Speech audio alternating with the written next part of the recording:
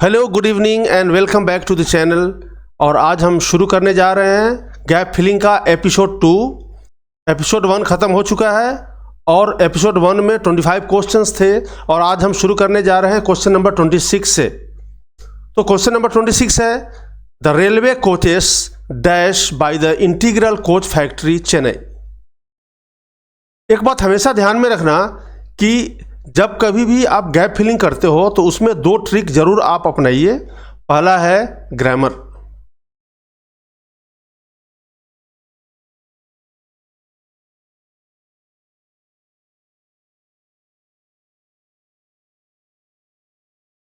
पहला है grammar.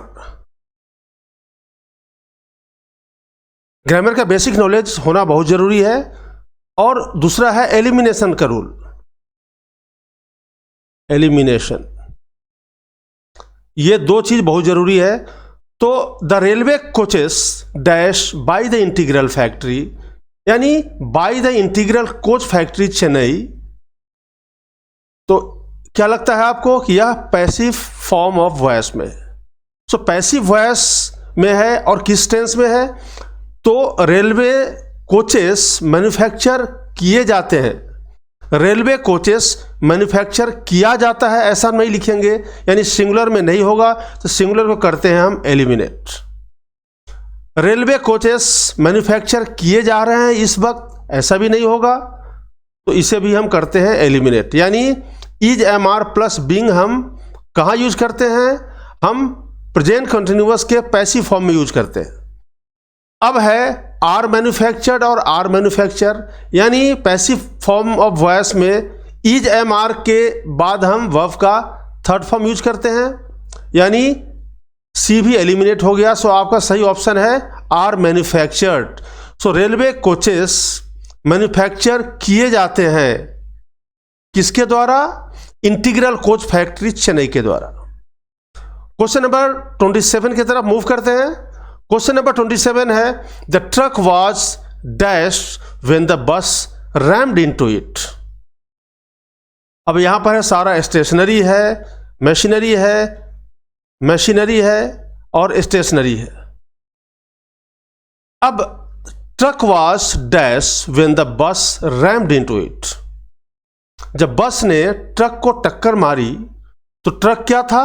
Truck स्थिर था। तो स्थिर के लिए हम स्टेशनरी यूज करते हैं, यानी बी और सी हो गया एलिमिनेट। ऐसा नहीं लिख सकते हैं कि the truck was machinery. Machinery नहीं था, वो स्थिर था, यानी स्टेशनरी था। अब स्टेशनरी का 2 डिफरेंट स्पेलिंग के साथ स्टेशनरी आता है।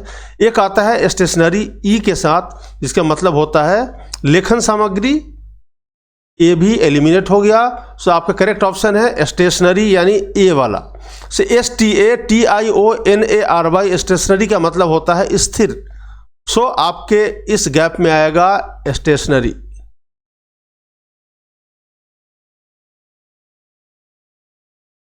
Question number 28, I haven't dash butter but I have a lot of bread.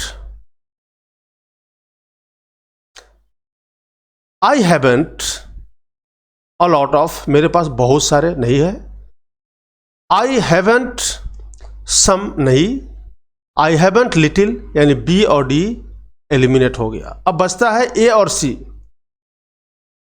I haven't a lot of butter, गलत है। I haven't much butter but I have a lot of bread. मेरे पास ज़्यादा butter नहीं है, लेकिन मेरे पास बहुत सारा ब्रेड है। सो सही ऑप्शन आपका सी है, यानी यहां आएगा मच।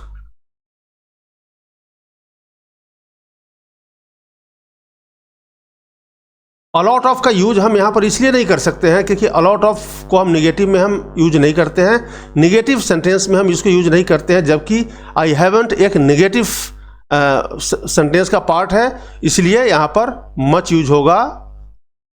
क्वेश्चन नंबर 29 पे आते हैं। क्वेश्चन नंबर 29 है, people from dash and near came to see the final match of the tournament yesterday. यहां देखिए, इसको कोरिलेट कीजिए। डैश एंड नियर या क्या है? It is a part of a phrase. तो यहां पर जो भी वर्ड आएगा वह फ्रेज का पार्ट होगा। तो डिस्टेंस एंड नियर नहीं होता है, अबव और नियर कोई फ्रेज नहीं है, लॉन्ग एंड नियर नहीं है। फ्रेज क्या है? फार एंड नियर, यानी दूर दूर से यहां पर आएगा far. Let's move to question number 30। Question number 30 में है the student dash book I still have can take it from me. The student, वह विद्यार्थी जिसका बुक मेरे पास अभी भी है, वह मुझसे वापस ले सकता है। तो जिसका बुक यानी किसका बुक? स्टूडेंट का बुक। सो यह एक स्टूडेंट है, एक पर्सन है, इसके लिए हम विच यूज नहीं करेंगे, दैट यूज नहीं करेंगे, हिज यूज नहीं करेंगे। यहां पर होगा हुज, जिसका, यानी आपके गैप में आएगा हुज। करेक्ट। चलिए आगे बढ़ते हैं। क्वेश्चन नंबर 31 है corruption should be dash out with the utmost vigour.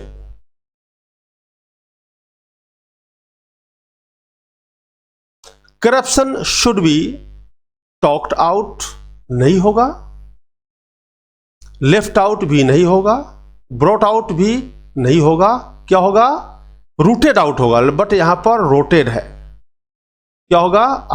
ROOTED। यहां पर प्रिंटिंग एरर है। क्या होगा? यहां पर रूटेड आउट होगा।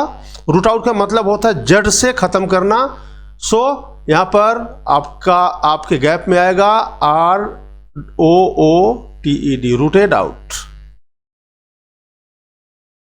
Let's move to question number 32। Books are a great source dash happiness. So great source of happiness, source of happiness, यहां पर इसको कोरिलेट कर सकते हैं, सोर्स ऑफ हैप्पीनेस। वैसे भी जो गैप है उसके बाद में नाउन है। हैप्पीनेस क्या है? एक एब्स्ट्रैक्ट नाउन है, एब्स्ट्रैक्ट नाउन है, और नाउन से पहले हम प्रीपोजिशन का यूज करेंगे।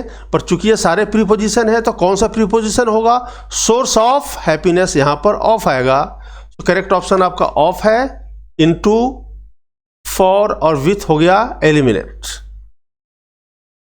Question number 33।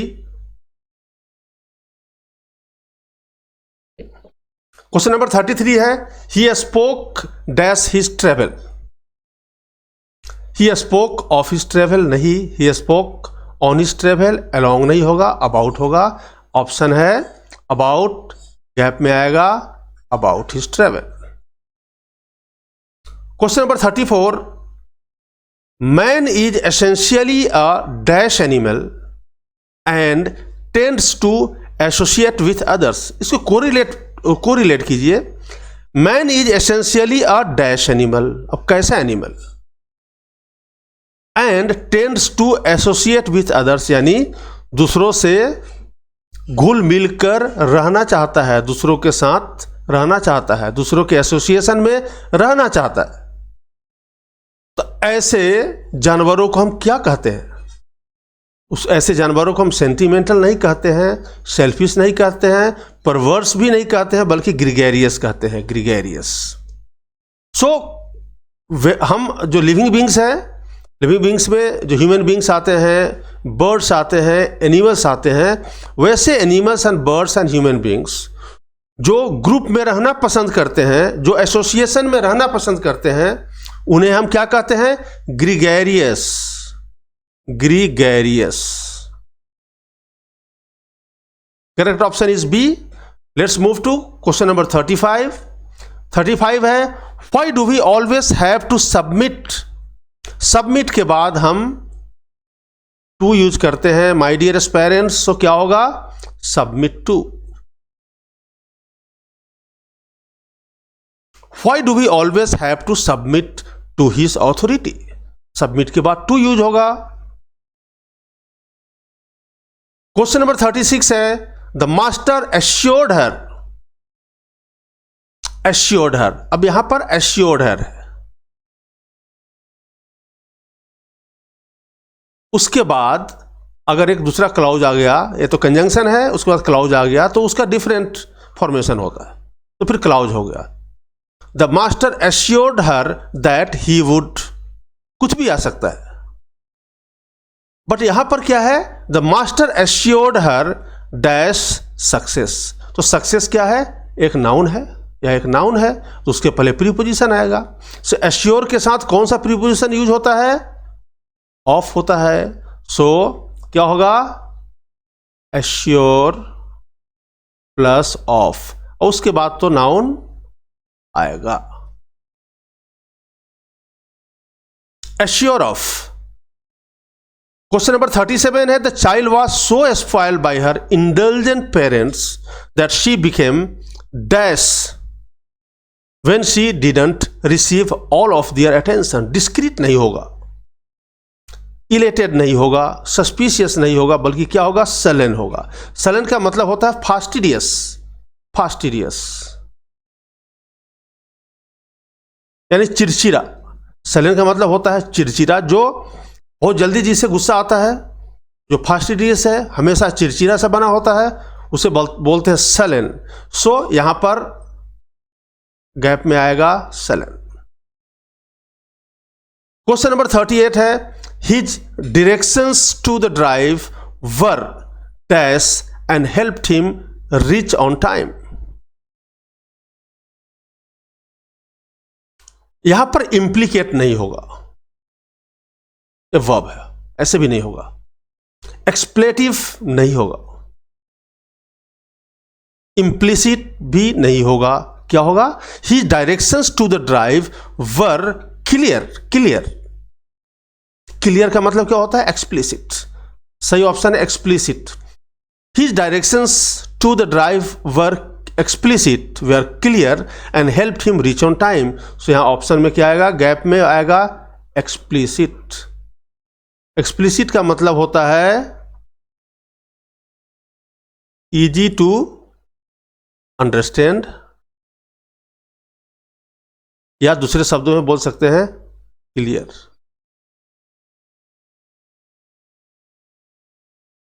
$39 है, my windows look dash the garden. My Windows look dash the garden कहने का मतलब है कि मेरे विंडोज के बाहर गार्डन है। Out on, out on, my Windows look out on the garden. यहां पर एट नहीं होगा, लुक एट नहीं होगा। लुक एट होता है बट उसका मीनिंग डिफरेंट होता है। लुक एट का मतलब होता है देखना। Look into, look up on different meaning होता है, बट यहां पर होगा लुक आउट ऑन, यानी लुक आउट ऑन गार्डन का मतलब क्या हुआ, हमारे विंडो से बाहर गार्डन दिखता है। Question number 40, I have made a rough dash of the report. कोई भी चीज जो आप टेम्पररी तैयार करते हैं, कोई भी लेटर है, कोई समरी है, कोई रिपोर्ट है, जो टेम्पररी तैयार करते हैं, यानी उसमें बहुत सारे चेंजेस हो सकते हैं, बहुत सारे अमेंडमेंट्स हो सकते हैं, उसे हम बोलते हैं ड्राफ्ट। उसे हम बोलते हैं ड्राफ्ट, DRAFT, ड्राफ्ट यहां पे होगा। ये सारा ऐसे ही एलिमिनेट हो गया। अगर आपको आंसर पता है तो दूसरे एलिमिनेट हो जाते हैं। अगर आंसर पता नहीं है तो आपको यह देखना है कि यहां पर क्या नहीं होगा। अकॉर्डिंगली एलिमिनेशन का रूल आप अप्लाई कर सकते हैं। क्वेश्चन नंबर 41 है, द रिवॉर्ड वॉज नॉट कमेंजुरेट। कमेंजुरेट,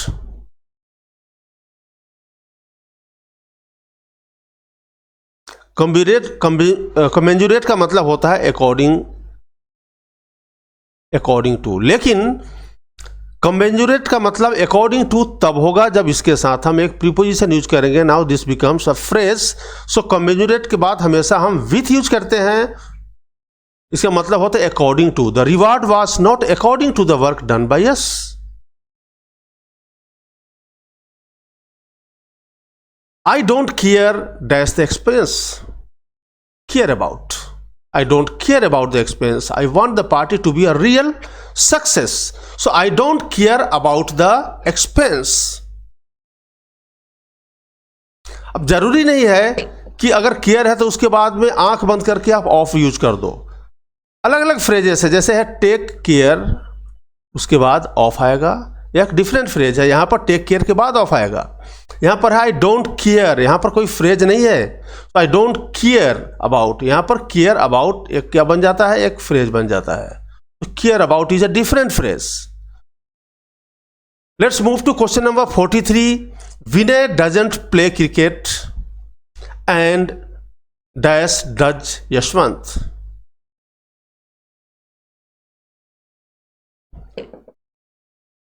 इसका मतलब है विनय क्रिकेट नहीं खेलता है और ना ही यशवंत खेलता है। तो और ना ही के लिए हम क्या यूज करते हैं, और ना ही, यानी नेगेटिव सेंटेंस में और ना ही के लिए हम क्या यूज करेंगे, या तो हम नाइदर यूज करेंगे या फिर हम नॉर यूज करेंगे। यहां पर नॉर नहीं है इसलिए क्या यूज करेंगे, नाइदर। इसका मतलब हुआ Vinay doesn't play cricket and Yashwant doesn't play cricket. अब डजंट प्ले क्रिकेट को रिपीटिशन से बचाने के लिए हम यह रूल अप्लाई करते हैं। इसका मतलब हुआ विनय क्रिकेट नहीं खेलता है और ना ही यशवंत खेलता है, नाइदर डज यशवंत। सो यहां पर नाइदर होगा।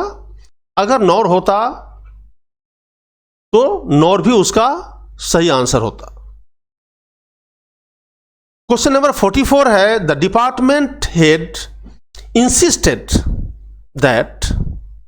अब यहां पर एक बात और है, जैसे इंसिस्ट है, आप लोगों ने पढ़ा होगा इंसिस्ट के साथ हम हमेशा ऑन यूज करते हैं, लेकिन माय डियर स्टूडेंट्स उसके बाद नाउन भी तो आता है। यह फॉर्मेशन डिफरेंट है। इंसिस्ट के बाद ऑन प्लस नाउन या V1 प्लस ING आएगा, इसको भी हम नाउन बोलते हैं, जेरंड बोलते हैं दूसरे शब्दों में। यह डिफरेंट फॉर्मेशन है। लेकिन इंसिस्ट के बाद अगर कंजंक्शन आ गया, उसके बाद दूसरा क्लाउज हुआ, तो यहां पर ऑन यूज नहीं करेंगे, बिल्कुल सही है। So the department head insisted that he would be given, उसे दिया जाएगा, वह देगा नहीं बल्कि उसे एब्सोल्यूट ऑथोरिटी दिया जाएगा। सही ऑप्शन डी है। बी हो गया एलिमिनेट, सी हो गया एलिमिनेट और ए भी हो गया eliminate. So the department head insisted that he would be given, उसे एब्सोल्यूट ऑथोरिटी ऑफिस वर्क को रेगुलेट करने के लिए दिया जाएगा। वह नहीं देगा बल्कि उसे दिया जाएगा। करेक्ट। अब क्वेश्चन नंबर 45 पे आते हैं। Vinod two of whose brothers, जिसके दो भाई, टू ऑफ हुज ब्रदर्स, यहां पर हुज आएगा, विच नहीं आएगा, देम नहीं आएगा और हुम भी नहीं आएगा। सो क्या होगा, हुज आएगा। यहां पर ऑप्शन में हुज है। यह सब बहुत आसान है, इसको आगे पढ़ने की जरूरत नहीं है। क्वेश्चन नंबर 46 है the deadline was near by, so Mrs Swet had her students dash their essay. Causative verb आपने पढ़ा होगा, कॉजेटिव वर्ब। कॉजेटिव वर्ब में आता है मेक आता है और दूसरा क्या आता है, हेल्प आता है। उसके बाद हम सिर्फ V1 यूज करते हैं। और कॉजेटिव वर्ब में हैव भी आता है। उसके बाद हम 2 प्लस V1 यूज करते हैं। सो यहां है the deadline was near by, so Mrs Swet had her students, यहां पर हैव आ गया। उसके बाद क्या आएगा, 2 प्लस V1, 2 कंप्लीट। यानी आंख बंद करके इन सारों को एलिमिनेट कीजिए। आपका सही ऑप्शन है बी, 2 प्लस कंप्लीट। क्लियर। सो कॉजेटिव वर्ब है। यह कंप्लीट ट्यूटोरियल प्लेलिस्ट में आपको मिल जाएगा, आप उसको देख लीजिएगा। इसमें ज़्यादा कुछ मैं नहीं बताने जा रहा हूं, पर सिर्फ इतना मैंने बता दिया है कि मेक और हेल्प भी एक कॉजेटिव वर्ब है। और उसके बाद हम वर्ब अगर आता है तो सिर्फ फर्स्ट फॉर्म आएगा। और हैव भी एक कॉजेटिव वर्ब है। हैव एक हेल्पिंग वर्ब भी है, हैव एक मेन वर्ब भी है और हैव एक मेन वर्ब में कॉजेटिव वर्ब है। सो हैव का 3 अलग अलग यूजेस है। सो हैव एक कॉजेटिव वर्ब है, यानी किसी दूसरे काम के होने का कारण बनता है। उसके बाद में अगर जो वर्ब आएगा वह होगा 2 + V1। क्वेश्चन नंबर 47 पे आते हैं। Our new digital photo print machine, जिसका manual, the manual of which,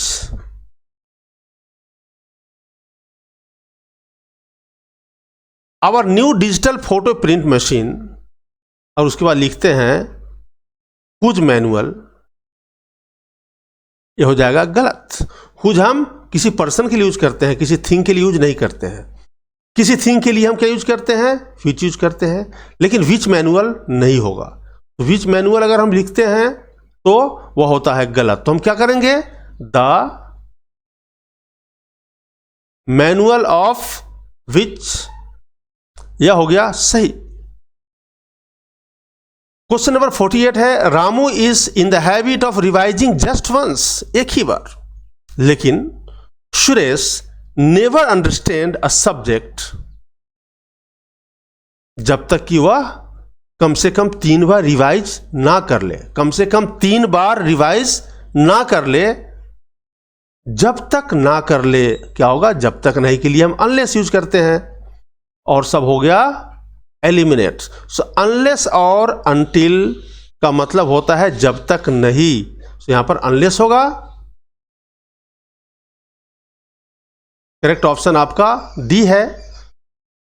question number 49 पे आते हैं। क्वेश्चन नंबर 49 है, he was sorry dash late last night.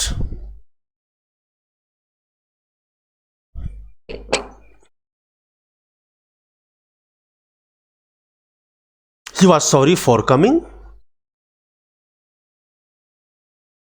अब यहां पर फॉर कमिंग है नहीं, he was sorry about coming.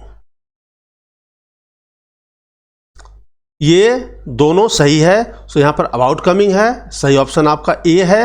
C, B और डी हो गया एलिमिनेट। यहां पर ऑप्शन में गैप में क्या आएगा, about coming. Now this is the last question of the second part of tutorial.